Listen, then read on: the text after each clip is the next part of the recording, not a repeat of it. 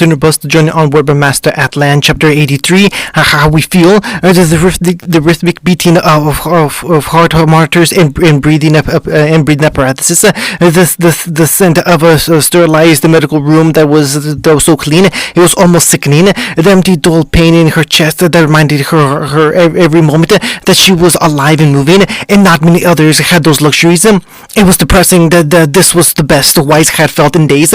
Struggling to look up from the small fruit plate in her lap, the young heiress tentatively watched the dark-haired boy in the bed in front of her. Sasuke's expression was dull and unfocused. He looked tired and thin, bags under his eyes with a paler complexion. She had been by his side for almost an hour now, but he hadn't looked away from the other occupant of the room. Looking over, Weiss watched as the machine helped the sleeping keep his chest rise and fall. He had bandages wrapping around his entire throat, while an IV hooked to his arm to deliver nutrients. He had been placed into a medical induced coma for the first several days until they could start breathing before he could start breathing on his own. Which is when they let him wake up and realize what had happened. There was going to be a lot to tell him when he awoke. Will you be alright telling him?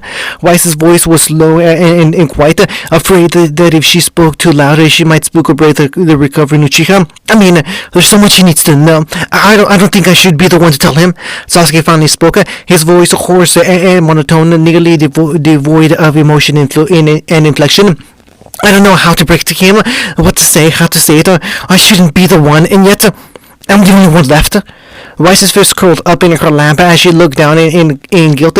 She knew he hadn't said that with aim at her, but every little thing reminded her of what she'd done. Shaking her head, she looked down at his bed and unconsciously grimaced at the sight. Staring at his lap, she closed her eyes before looking up at him. What did the doctors tell you again? Sasuke looked at her for a moment before following her gaze down towards his sheets. Damage was more extensive than they could handle while being stretched so thin. Veins were crushed and lacerated, internal bleeding. The muscle fibers were torn against the fragments of bones. There were pieces of it lodged in the joints to stop her proper movement, and the nerve damage was far too intense. They said even if they had proper equipment, surgery time, and my aura to handle the rest, my hand would never work properly again. And this was the better alternative. It was only going to get worse. Sasuke said his left arm. Sasuke raised his left arm and looked at the stump he ended at with his wrist. Then it was probably better this way. He sounded so defeated and lifeless. Even worse than that night, his brother and the others attacked, and his life at school was shaken. But after what had happened, she couldn't expect him to just walk it off. Fighting Grim and being attacked by the White Fang, tortured by that large horse, having to kill him, and at the end of it all, realizing that they had still lost, it made her tremble in fear as she remembered it all over and over again. I'm sorry, she whispered, but it was enough to get his attention. If I had thought more clearly, but more rationally, maybe I could have come up with a better plan, a safer plan, or I could have just understood how stupidly dangerous his original plan was, and talked him out of it. Weiss's words shook as she tried to contain her frustration and anger before it bled out her body to leave only regret. I'm sorry, killed Naruto. Don't. Sasuke immediately said before chilling silence could settle between them. She looked up to see his eyes narrow at her, the closest thing to an emotion in days aimed at her as he shook his head. Don't put that on yourself. We both know he would have kept going and just done it all himself if you and Ruby refused to help him. He looked down at his hand and then over at Kiba. This was just how it was going to end up. Don't say that. You couldn't stop Kiba from trying to help, even if his aura was gone. I couldn't stop the White Fang from fighting, even when we were both exhausted, when we're desperate, and when we think we're doing what's right. There's nothing that will stop us. Not Naruto. Weiss truly hoped with all her heart that her friends would forgive her for her hand in his demise, and she prayed that when Ruby regained consciousness, she would try and blame herself. She wouldn't try and blame herself. But her partner was just too good. That guilt would not be easy for her.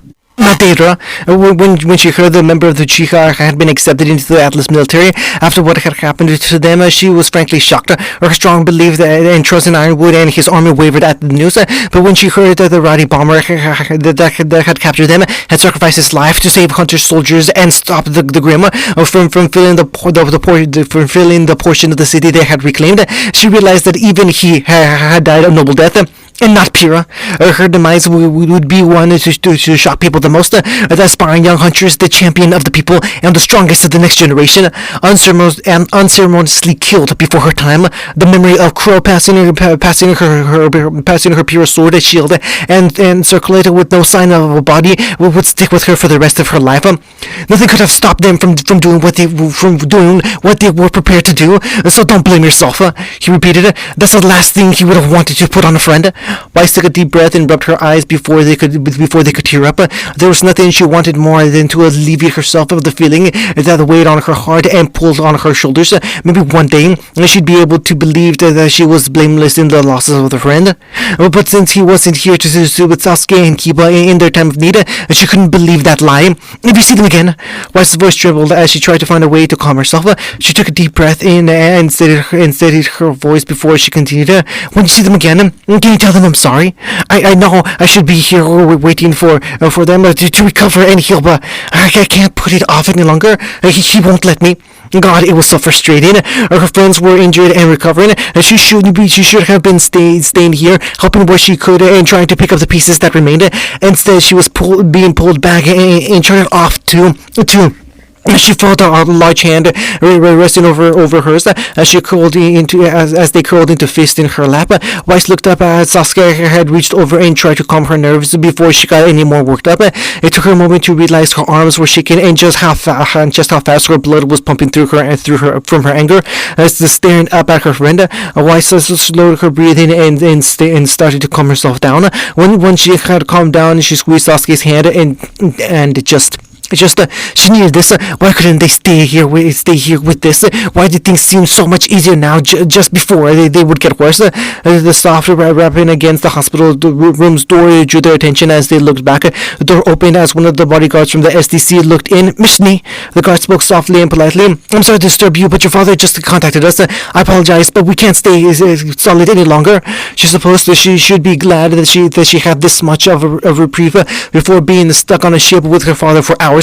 Looking up at Sasuke once more, she realized that she couldn't even fake a smile before seeing him off, but that was for the best. She didn't want her to try and make herself feel good. Right now, she doubted anyone would appreciate a smile just to hide how she felt. Certainly not him. They didn't need to fake anything around each other. Please stay safe. Please do everything you can to feel better.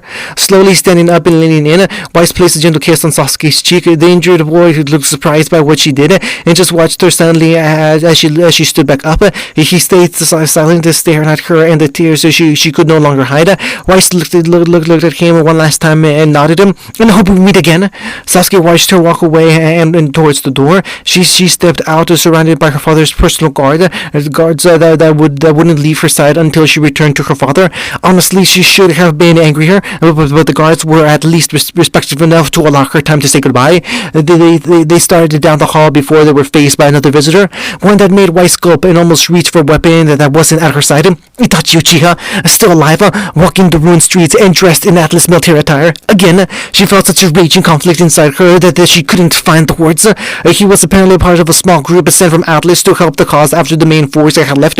Many of the people in the city were not happy with the part Atlas played in his destruction, so any soldiers were booed on sight. But he still came to bury her friend and to visit his injured brother. Weiss felt the glowering forming on her face while facing the man, but instead of tearing into him with insults or demands, she looked up at the older man critically and stated, "You have to make sure he gets better." "I will." Hunting.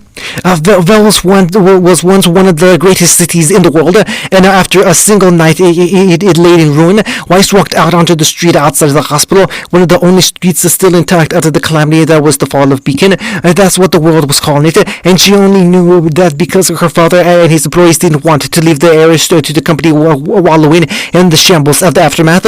God forbid the largest, most powerful company in the world tried to offer some charity in this trying time.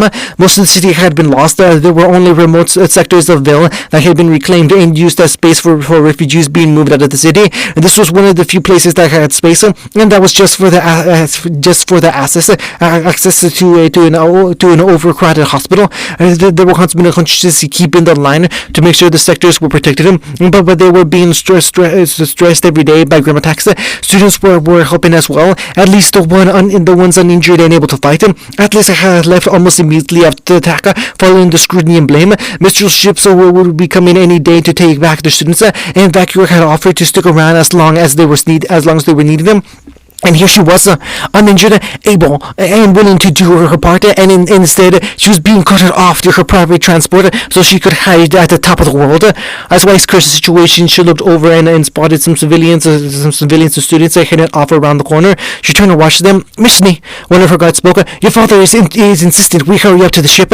My father already came all this way. Weiss retorted and started walking off. He can wait a little longer. But ma'am, Weiss, her father's voice came out of the scroll in his hand. Apparently he had been on speaker this whole time. I will not tolerate another wasted moment. Matters are dangerous here, as is. At any time not used to getting us back home is putting us in danger. I already gave you the chance to say goodbye to your little associate. Now get here. Weiss reached over and ended the call before he could continue. The guards panicked and tried to call back as she walked off to see what the people were looking at.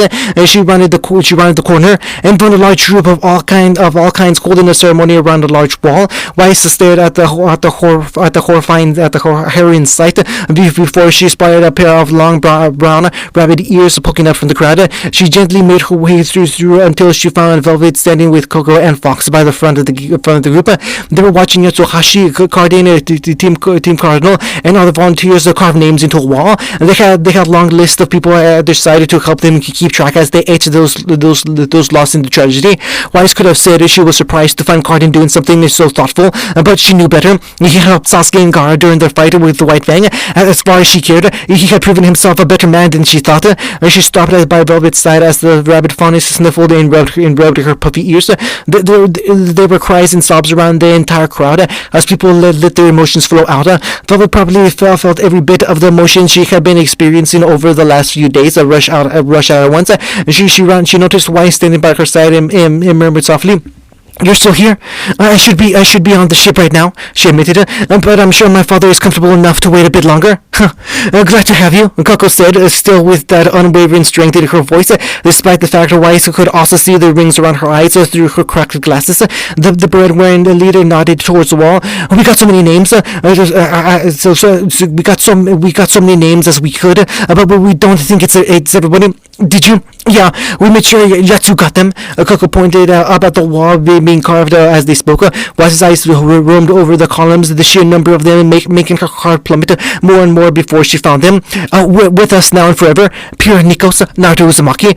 Weiss took a shaky inhale as her eyes started watering again. She felt a pull on her sleeve and looked over at Velvet, seeing the rabbit girl tearing up again. As she reached into her pocket, she pulled out what she was looking for. "Someone should have this to remember them." The photo, the one she had taken of Ruby, Noctix, and Juniper the first day of the tournament. Weiss slowly reached out and took it, careful with the delicate edges and worried that it might suddenly shatter if she wasn't careful. They were all celebrating, smiling, happy, alive, and it was just a few days ago.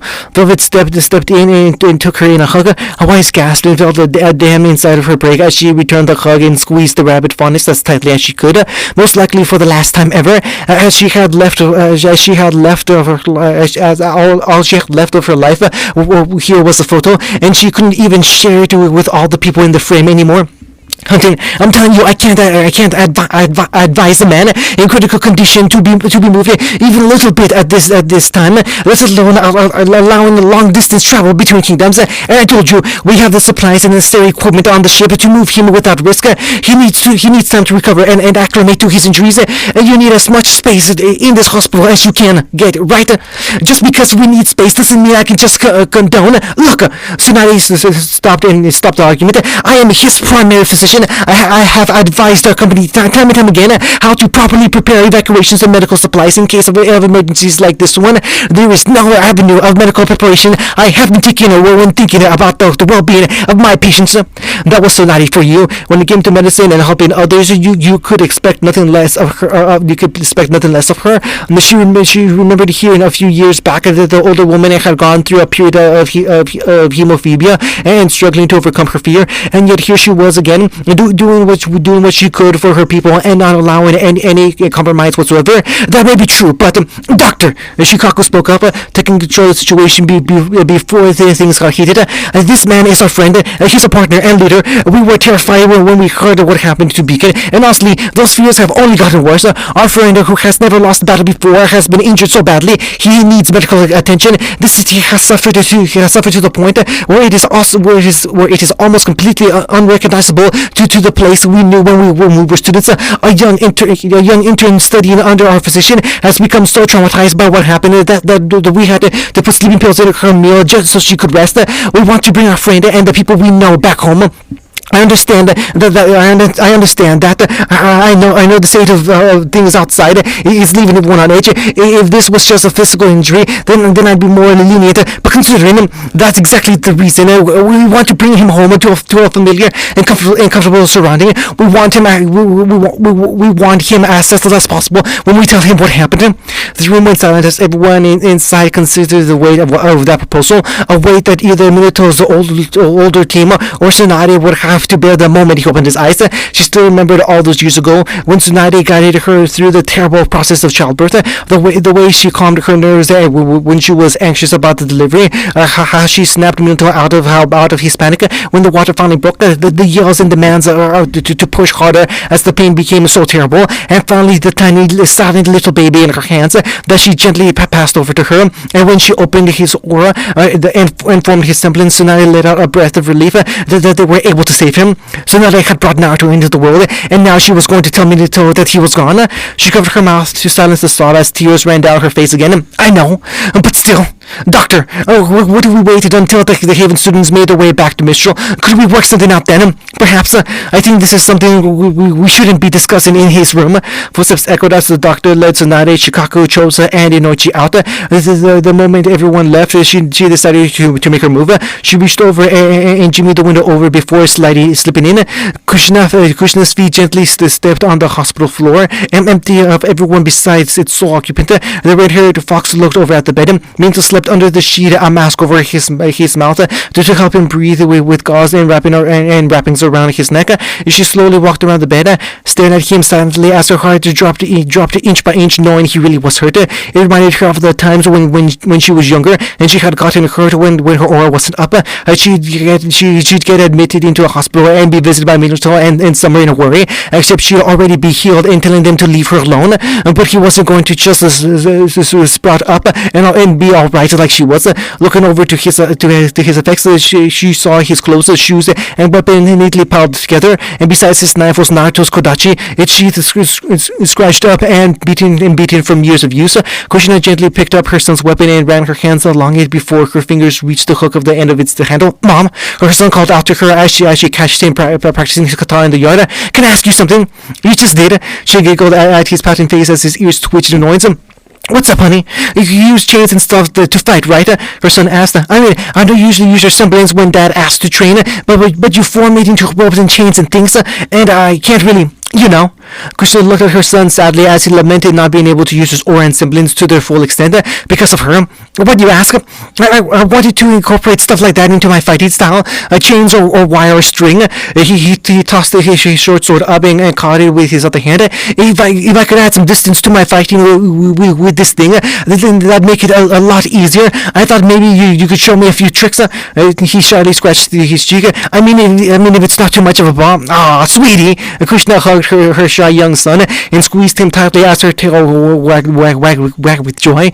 You want your mom to teach you? Aw, I'm so happy. I never thought I'd get to teach you how to fight. Mom, stop. He whined with red cheeks. You're embarrassing me. Well, you're just gonna have to live with it, she said with a big grin as she looked down at her son. Because I'm a big of a hard ass when it comes to fighting, you're gonna regret asking me for help. God, you and Dad talk yourselves up so much. He grumbled before smirking. I'm tougher than you think, and Dad's already teaching me how to evade and attack. He's teaching you how to run and cute. She pinched his cheek and watched him moan. But just you wait. When I'm done, you'll be the best huntsman Remnant has ever seen. And he was a truly remarkable young huntsman. Her eyes filled with tears again without any warning. Just remembered her son now after he was gone was enough to get a reaction out of her. I can't believe this is how I'm seeing you again. She whispered as she placed Naruto's weapon down and looked over at Minato. His breathing stayed regular as she approached. After all this time, I had dreamed about us reuniting. Maybe it was me finally breaking away from my chains. Maybe it was you finally finding me and rescuing me from the darkness. Whatever the case, I'd see you again and just run to you. You take me in your arms and lift me up like I was nothing. I'd laugh again like I did when we were together. We'd kiss. I'd feel that warmth and joy that exploded in my heart when you first kissed me all those years ago. That dream, it kept me sane while I was with the White Fang. Even if it was an unobtainable fantasy, it was enough for me to ease my fear and pain. She looked down sadly at her beloved and reached out. Krishna carefully pulled some hair away from his forehead and cupped his cheek softly. But now I can't even see that dream anymore. If you're awake right now, would you hate me? Kill me? Would I ask you to after all I've done? After I cost our son his life? Her thumb ran by his nose. Just the thought of you looking at me now scares me. That's a hell of a thing to say to an unconscious man. She should have been startled by the sudden arrival, but she wasn't. She had been on the run ever since the attack, both from the authorities and the White Fang soldiers were looking to take her back. There was a risk of coming to a hospital in the day like this, but she was willing to take it even when she could see Minato again. Krishna looked over to the door as Jiraiya closed behind him. Hi, Jiraiya. Hey, kid. He looked between her and his unconscious adopted son. He's doing any better? He hasn't woken up. So now they tell you they'll be moving him back to Mistral. She said she wasn't leaving until she got him home. Good. I'm glad he has some people looking for him like that. Jiraiya looked like he had something to say to that, but held it back. The old toad probably had quite a few choice words he wanted to share with her. How did you know I was here? There's been someone keeping an eye on you for a while now. Who? Hey, Habanero. Hey, Habanero. The gruffy voice and teasing nickname could only belong to one person she knew. Looking back at the window she came through, she saw Crow seated on the windowsill now, closing off her only other escape route. Crow. She wasn't enthused to see her old friend from their teenage years. Were you the one he was talking about? I heard from some kids that you stepped up and helped them during the fight, so I started looking around. I helped take out some of the White Fang hunting you down, but you did a good job of that yourself. Krishna didn't show any fear or unease of being blocked by two powerful huntsmen. She knew they weren't going to attack her, and she wasn't about to fight them. Not here while Minato was certain. I'm glad to see you two are okay, and I'm glad to see you too, Jiraiya said. If nothing else, I'm relieved to see you away from the White Fang. I finally came back to my senses. No one who knows you believes for a second, that you are part of the White Fang for your own sake. Oh, that's good, Krishna chuckled. At least I have that going for me. I finally broke free after destroying the world, and damning millions of people, putting the man I love in this hospital and killing my own. She paused before she could finish, despite knowing it was true, and both men probably believed the same. Saying that out loud was just too painful. Her hands tightening into a fist as she bit her lip to try and stop the shaking. Krishna, Jiraiya spoke up, distracting her from her thoughts. You know there are people that are coming after you, and that if they get you, if Adam's people get me, they'll take me back to him, where I'll be drawn and quartered as a race traitor who got a fellow noble guard, a mythical hero, and damned near messiah to fondness everywhere, killed by an Uchiha. But if I get caught by the authorities, one of the prime figureheads behind the worst disasters in history will be put to justice, locked up, executed, or maybe tortured on display for the screaming masses. At least that's my guess right now. It should have frightened her that those were her options. It should have disturbed her that she could so callously state those terrible things happening to her and not even flinch. It looked like it unsettled Crow and Jiraiya to hear it, but honestly, she couldn't be bothered. She didn't feel much of anything other than sadness and shame right now. Krishna took a deep breath and looked between the men. So have you guys come to take me in? Because I don't want to fight here. We aren't here to fight. Crow closed the window and leaned against the wall as Jiraiya stepped up to Minato's bed as well. what we want is to know more about the people that attacked us, and you're pretty much the only person who we can turn to. And Christian nodded. Well, what do you need to know? Because we might be here for a while, and I wanted him. Not everything. Just fill the blanks. Jiraiya said. The White Fang were a big part of this attack. From my witness reports, they saw several figures covered in light leading forces on the ground. I'm sure that was you and the noble guards. The big guy got killed, and an old man and a young lady. Any others? And she shook her head. Okay, and from what some of the kids said, they saw Adam Torres lead the attack on Beacon. Was Danzo? Danzo's dead. She answered before he finished. Adam killed him months ago and took control of the White Fang. He did it with my help. And wasn't that the most sobering thought ever? That none of this would have happened if Danzo kept leading. She and Adam stayed subordinates and in alliance with Cinder never came to fruition. The world would have been better if Danzo was alive. She nearly vomited at the thought. And we got some other reports by the students that fought in Beacon. Crow continued. Cinderfall was apparently a big force behind this attack. It stands to reason that her teammates who went missing after the tournament, Emerald Sister and Mercury Black, are part of it too. Roman Torchwick as well. But there was another group that we couldn't account for. Some students said they saw a boy that looked like he was part Grim, and some people that were watching the stream before the network went down say the same. Do you know who those people were? Some underground organization, mercenaries for hire from Elysium, like the fairy tale, named after the Elysium. They were led by a monster, a snake faunus named Orochimaru. The squeak of Jiraiya's boots skidded over the floor drew their attention. They looked over at the older man as he nearly stumbled after hearing that. What's wrong? It's nothing. He shook his head. Keep going. Was there someone on the inside of Atlas' military? Not that I knew of. They didn't have anyone working up on the ships. Christian said. But Cinder said they already had the seed planted to take over the systems. A virus to spread on the network that gave them control of whatever they wanted. And was it this Orochimaru guy? His people that made this virus? No. Cinder had it with her already. Said it was from a colleague of hers, but didn't sound very happy when she said it. She was working with someone else. Crow stayed silent and thought about what she said. After a moment, he and Jiraiya shared a look, and Krishna looked between them. What is it? I have an idea who she might be working with. Crow admitted before she could ask. He shook his head.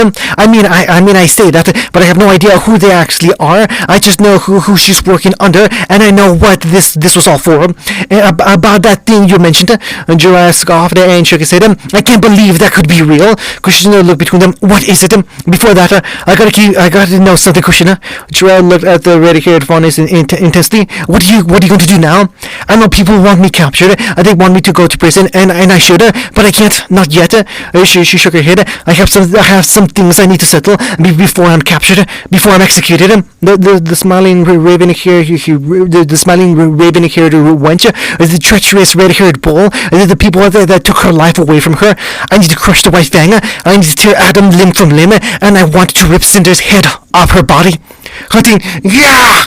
Emerald shuddered as she heard Cinder's agonizing scream bleed through the wall. The former thief's legs bounced as she waited for some kind of update about her mentor's condition. Her clear distress and worry seemed to be a bother to the expendables of Elysium as they tried to drown out Cinder's wailing. They did not understand that she was in pain. Hey! She snapped towards Mercury as the assassin shook his head. He took her glance in stride as he whispered, "Probably not the best time to be glaring daggers at them. Don't you hear her screaming?" She whispered through gritted teeth. "She's dying in there. I know, but we got to let the doctor handle her treatment. But these people are his comrades, and even though they might be expendables, taking your frustration out on them while Cinder's being a help isn't productive." Emerald's expression scrunched up in anger before she buried it down and impatiently suffered. After several minutes, the screaming stopped again as Cinder fell unconscious. That's all she had been doing in cycles for days. As she struggled when she was awake until she passed out and woke up again later. It wasn't long after that when Kabuto, the bespectacled physician of Elysium and Orochimaru's right-hand man, emerged from the other room. Emerald stood up to meet him as he pulled his gloves off. Some faint specks of blood over the fingers before he sighed. She's resting again. It's taking the progressively stronger sedatives to put her under. Is she getting better? Define better, Kabuto flippantly asked as he grabbed some water from Cotton and sipped it. She's not screaming as much or creating fire every time she yells. We also haven't lost anyone else since she fried my first two assistants. On the bright side, I know Jugo will eat charred meat now, so at least we can spice up his menu. Is this a joke to you? Emil kissed to the older man. Is she going to get better? Better, Kabuto shrugged. There's not much left of her to fix, so she drew her weapons and aimed their barrels at his temple. The members of Elysium immediately reacted and drew the weapons as well. She paid them no mind as she heavily stared down the man in front of her. Fix her, now! Kabuto casually finished his drink, unperturbed by the gun barrel pressed to his head. He fixed his glasses up his nose before turning to Terremoto. You know, this isn't a very smart bluff. She pulled back the hammer. Who says I'm bluffing? Then you're an idiot, he immediately retorted. Because I can't make any condition much better, but without me, it can only get worse. So go ahead and pull the trigger, but I hope you're ready to deal with the fire and flames that come when she starts screaming again. Emil felt something happen and was about to oblige him. Kabuto, stop antagonizing the girl. The bespectacled doctor expression eased when his master's voice commanded him. The Elysium members stood down as Orochimaru walked into the room. Kiyomaru by his side to help him. The mechanical bracelet that covered his injured leg had been damaged to the attack, and he had lost several fingers from his left hand from a grim attack. But despite all that, the snake bonnet seemed completely unaffected by the injuries he sustained. He looked at his doctor. She's simply worried about her master. You shouldn't deride such devotion like that. Kabuto sighed. Sorry, master. It's just difficult to understand her injuries. We're not sure how she sustained them. She's gravely injured, and parts of her body are deteriorating. Yet I can't discern why or how. It's honestly quite frustrating. If you of all people can't diagnose her, Kabuto, then perhaps it's a condition no one could understand. His faith in the asshole doctor was unbelievable, and the four-eyed prick just seemed to eat it up. Orochimaru continued. I expect some problems to occur during the attack, but we seem worse off than anticipated. It'll take some time to reconfigure your brace, master, and I'll need to find some component to rig a prosthetic for your missing fingers. And while Jugo's jaw has finally started to reform from bone plating, I'm afraid all the conditioning he was put through has devolved him past the point of rational thoughts anymore. Hearing that seemed to leave Kiyomaru in dismay. We'll need to retreat to another base of operation for the time being. Fortunately, our dear patient seems to have a plan in mind. She does. Emerald gasped. Why didn't you say so sooner? I would have, but this annoying little girl held me at gunpoint. I was so afraid I couldn't speak. Emerald snarled as Kabuto smirked. Hey! Mercury grabbed her shoulder and pulled her back. He stared down at the physician. I'm all for messing with others, but can you just get to the point? Very well. Kabuto shrugged and looked at them. Before she passed out, she had a message for you two. She said, take me home and bring them along. Her eyes widened in shock as they looked at each other. Emerald saw the same surprise and disbelief in Mercury's expression as she was sure was on her face. I take it you two know what she means. Emerald looked down in silent apprehension before swallowing the lump in her throat and looking over at Orochimaru. She means she wants us to take you to our base and meet our boss. Elysium's members looked intrigued by what you said as Orochimaru smiled. Well, I'm looking forward to meeting the one behind this grand curtain. Trust me, you're not. For once, she felt like agreeing with Mercury. Hunting. It wasn't just the broken buildings and smoke in the distance that filled the streets of Bell now. It was all the displaced and grieved citizens who were now basically refugees waiting for asylum. While walking through the streets, she couldn't take 2 steps without hearing someone weep or sob for the life they had just a few days earlier. Tendon could sympathize. All she wanted was to go back in time too. Wake up in bed to greet her 3 teammates who were more like her brothers at this point, all healthy and together and alive. Walk out of the room and chat with their friends. Still glances at the warrior she held a torch for that inspired her to be a better huntress. Just a normal life she had going for months, a life she had taken for granted. After several days of helping people rebuild, holding the line from approaching Grim, and failing to take back Beacon, Tendon wanted nothing more than to wake up and realize this was all just a terrible nightmare. If she were just so lucky. As she walked walked towards a block of tents and a temporary homing that had been offered to hunters and students recovering from the fall. She spotted her targets. Now Valkyrie and Lyrena as they seated together and basically huddled for warmth to support during this time. The little ginger girl looked uncharacteristically solemn, and her partner just stared ahead as his arms wrapped around her shoulder. They had a reason to be miserable in grief, but instead they were out fighting as well, trying to reclaim some semblance of normalcy. Perhaps they chose to fight because it helped to keep their minds off what they lost. Tenten knew that was the reason she was doing it. Hey, you're back! Nora tried to greet her with a smile, but even the upbeat young huntress could only force one in her current condition. As Tenten sat across from the two, Nora slid her plate over to her instead. Probably the first time she had ever seen food leftovers on the shore the bruiser's plate. You should have something to eat. Aren't these your rations? I'm not really hungry, Nora said with a faint smile. Plus, you just came from the front, so you need something to eat. Clinton looked conflicted and turned to Rand for advice, but the taciturn student nodded his head and agreed. If Nora got hungry, he'd no doubt share his rations with her. Met with their stubbornness, Tintin relented and started to help herself. It was only after the first few bites that she realized that she didn't have much of an appetite left, but she still forced it down. How are things on the front? Ren's question broke the monotony of her chewing, and she remained silent and tried to find the best way to put it. But her prolonged pause was enough to answer. No changes for the better. The Grim just won't stop to the inside, and people are still scared and miserable after what happened. The Grim are basically intoxicated. The professionals say we need to pacify the civilians, but you can't really tell people to smile and be happy after they've lost so much. Nora finished. As she did, she looked aside sadly. Ren followed her gaze, and Tintin looked as well. They looked at John's back as he sat on some rubble and stared ahead blankly. Any progress? He barely eats, barely sleeps. When we go out to fight, we keep it in the back because we aren't sure what would happen otherwise. Ren sighed. I don't know what to do. I bet she would have. Nora's comment made Tintin stop and close her eyes. Just another reason why she didn't want to sit down and think about anything right now.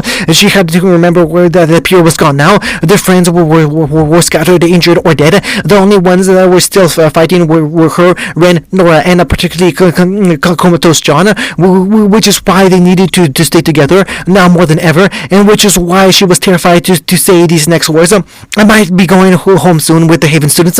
Ren and Nora looked back at her as they stared down at her plate, her fingers touching around her utensils. Mr. Minato's team from Skegan came to bring the Mistral students and Mr. Minato back home, and when they came, they were looking for me.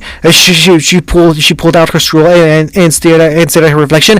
Apparently, my dad came rushing over to their offices after what happened. He got on his knees and begged with tears in his eyes that they check on me and tried to bring me home if they could. Without the CCT, I can't contact him anymore or tell him I'm okay. So now all he can do is wait. Tintin looked up at their sympathetic expression and shrugged. Well, what? Aren't you going to tell me I shouldn't go?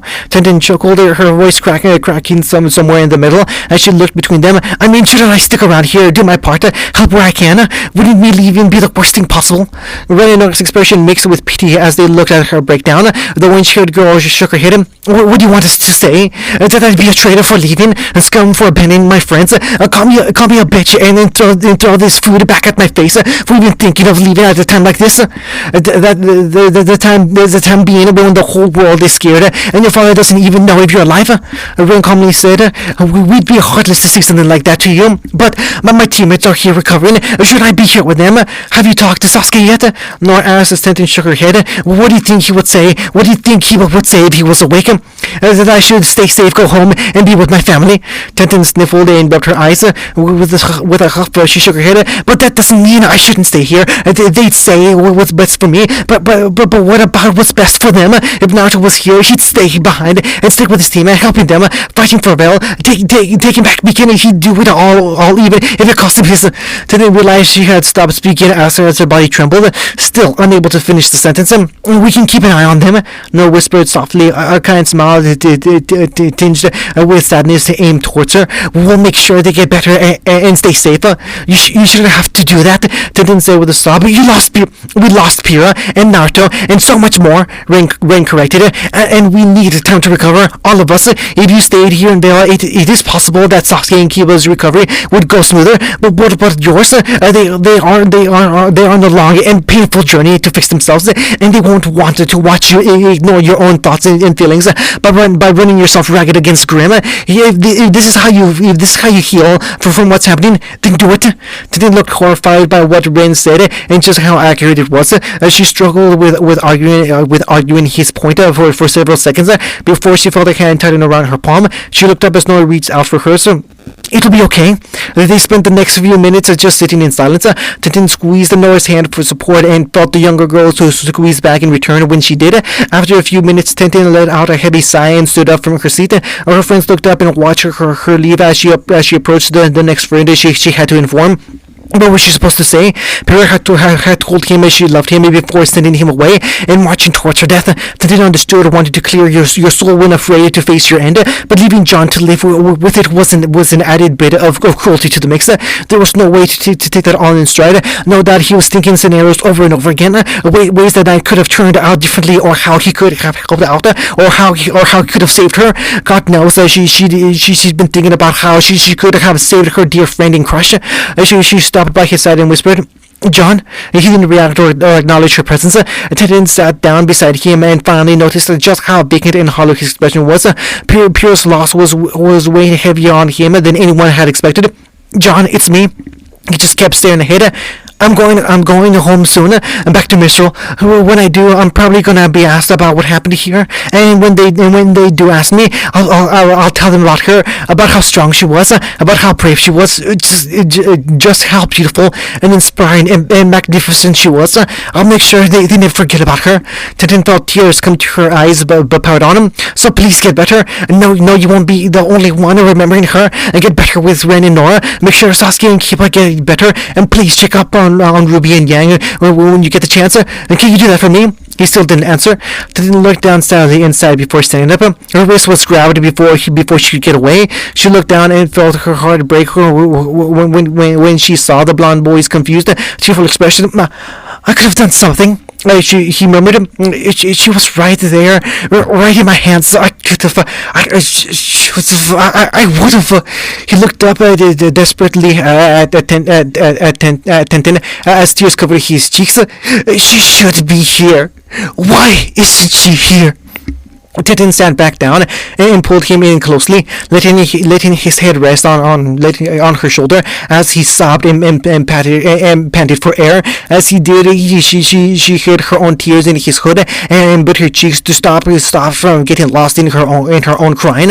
As terrible as it was to say, it was comforting knowing she wasn't the only one feeling this awful loss. Hunting. The hallways of Beacon were as empty as a graveyard, and just menacing. Not long ago, she would have wished that this school could be a little quieter sometimes, and now it was empty and barren, save for the grim roam in its halls, and her stubbornly making her way through it. Blake kept her hand on the wall for support, as her other one tightly gripped the injury at her side. She had been advised by the field medic that she shouldn't strain herself or her injury. Then again, she'd been advised not to leave her bed or move around, so she was well past the point of no return. The black-haired faunus walked through the hallway slowly. There was a layer of dust, ash, and debris that hovered in the black rays of sunlight that filled the ruins of her school. Some parts were illuminated by the sun, while others were so dark only her night vision could see them. As they walked along, she reached her goal. The three sets of rooms across from each other. She and her friends shared from months. Blake had rested on Juniper's door as she closed her eyes. She never prayed and didn't really know what to think, but she quietly hoped the best for her friends and peace from all of this madness. Turning to the next door, she reached out and pushed the door open to walk in. As she did, she saw 4 beds divided into 4 corners of the room.